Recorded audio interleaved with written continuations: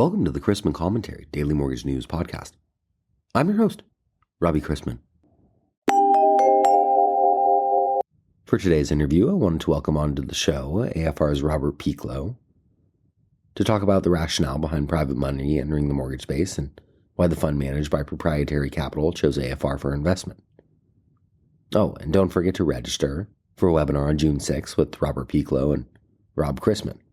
We'll talk about that subject and others.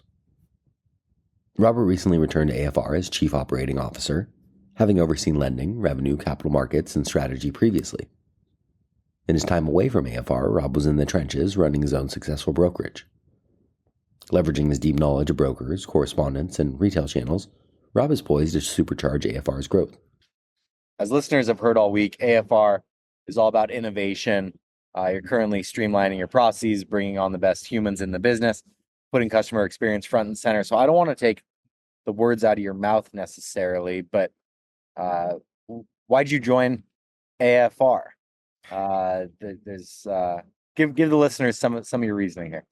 Yeah, so I had the opportunity with the investment fund or the fund that was managed by Proprietary Capital. They're interested in finding a target, and they approached me and we talked through AFR and AFR just in general. The opportunity was so great because we know they have a really, really good core business in their niche products, and Proprietary Capital saw the opportunity in the overall mortgage segment, and I saw the same exact opportunities. So we kind of, our thought process of where this business is going aligned, and AFR being an incredible company that it was. We know that they've been in the business for a long time, and there was a opportunity there to purchase the company and help grow it. So we just know that with the legacy issues a lot of mortgage companies faced in this environment, AFR has been so good and been so compliant and really have done a great job of keeping things in order even through the chaos of 2020 and 2021. And that made it an incredible target. And they said when the investment fund is aligned with a leader that they're allowing to help run it, I'm just incredibly grateful for the opportunity to join AFR and see a bunch of the people that I worked with in the past. I used to be at AFR. I was there up until 2018 when I sold the company back to some of the shareholders, and this return has been amazing. And seeing the familiar faces when I've come back, it's been a fun ride so far. I'm only 90 days in. Yeah, I can certainly hear what sounds like pleasure in your voice at being part of it. What's it been like now that you're back and you're in the inner workings? What are you seeing at AFR that makes you so pleased to be there?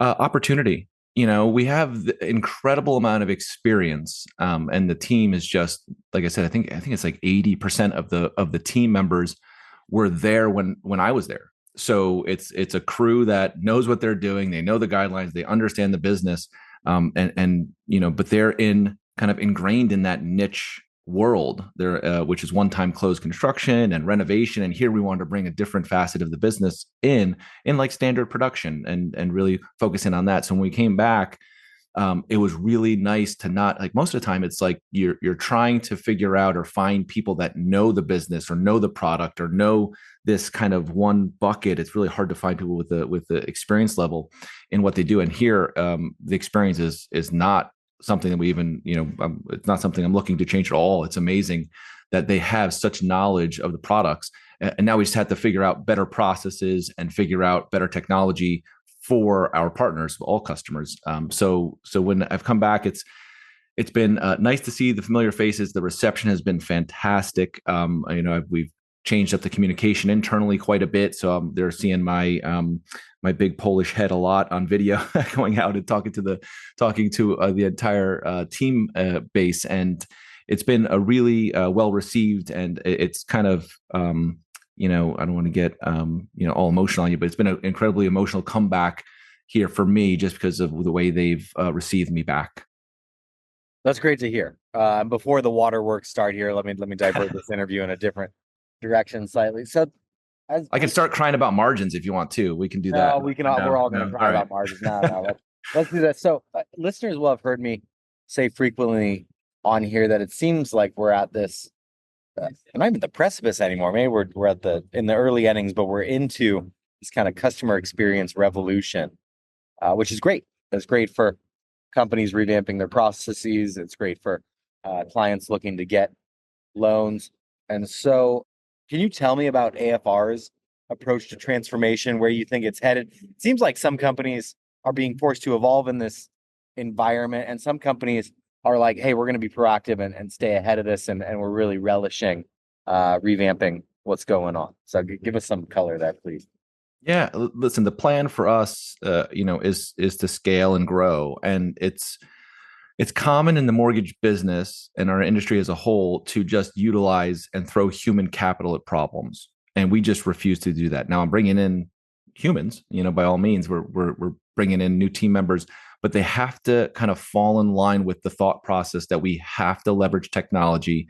We have to be able to bring scale, and it has to make sense. We can't just continue the typical mortgage cycle where things get better, you hire a bunch of people, things get worse, you fire a bunch of people. And I know a lot of companies say that, but we had an opportunity to bring in a lot of people. There's a lot of people out there right now that need work in our space. We could have done that. We're choosing not to. We're picking carefully, we're growing carefully, we're scaling carefully. And we want to make sure that when we build our processes, and it's one step at a time with our process, you have to literally attack each segment of the manufacturing process and leverage technology. And doing that's our approach. Anybody that we're bringing in that doesn't, if we're going to bring someone, they have to have that type of mindset and understand that their expertise needs to be leveraged to the maximum capabilities. Otherwise, you're just not going to succeed. It's very difficult in this environment, with cost to complete being such a major factor. And we see companies all over the place make the same mistakes. We just don't want to go down that path. It's obviously an ongoing process, because no company can kind of clap their hands and say, cool, we're done with making our customer experience good. But in the short term here, what does all this look like from a borrower perspective? How slick is it from their end? Yeah, from a borrower perspective, all we're trying to do is make it easier, right? That's what I keep focusing on with the team. Are there conditions, are there feel-good conditions that are on files that, maybe it makes us feel good about something, but is it really needed? Do the agencies need it? Do we need it? Do we really need these things that are being asked for on file? So we really have like a rundown of what's needed, what's truly needed, what is needed for a decision to be made on a file, what's needed for saleability, what's needed for insurability. So we really want to focus on that. And it comes down to, for all customers, whether it's a customer going to us directly through our we have a retail division that focuses on one-time closed construction loans. So that's a process in itself. Or if it's a broker that's using us, or if it's a correspondent that's selling us a loan, like everything that we have is focusing in on that particular experience. How do we make it easy? And the nice part is we have a portal that we built ourselves. It's a proprietary portal, and we can make changes on the fly. We don't have to worry about a vendor making a change or something that we have that everybody else offers. Our portal for our borrowers, for our renovation partners, for our builders, and for our broker partners, that portal is ours. So any changes that we want, we make, and we make those changes based on the experience and feedback that we're getting from our customers now. Why did Proprietary Capital choose AFR for investment? And maybe I say that so people don't think this is a super salesy question. Is how does a venture capital company or a PE firm decide to invest in a mortgage company? Why? Yeah, so they're bullish on where the mortgage business is going. They think there's incredible opportunity for change. There's incredible opportunity for innovation in the space, and you see that with other companies, obviously, and we know all the studies that have come out in terms of cost to complete and all the MBA data that's come out. All that looks like is opportunity for somebody. So they're looking at the space. They're looking for a vertical. Now Proprietary Capital has done, a Ginnie Mae EBOs. They've done some other, deals in whole loan trading. So they've been in the space. They understand the space, which is really nice for someone like me who has to report back to them on what's happening in the business. They understand the mortgage space, and now they're interested and they were interested in getting into the origination side, so they have a vertical. So for us, we're going to be building out an MSR fund, so that way we can go through the fund and have the ability to turn our MSRs and for liquidity purposes and sell it to the fund. So we're this vertical is going to be really good for both AFR and Proprietary Capital's funds and investors. And I know you do a lot of work with brokers. How do you stay connected to your customers? And I guess specifically brokers. That's the way I would intend to ask that. Yeah, right now I would say it's an interesting time, right? The wholesale channel and lenders, and there's a lot of stuff happening on social media. There's a lot of stuff happening in the news. So for us and for me personally, I've spent the last few years in that world.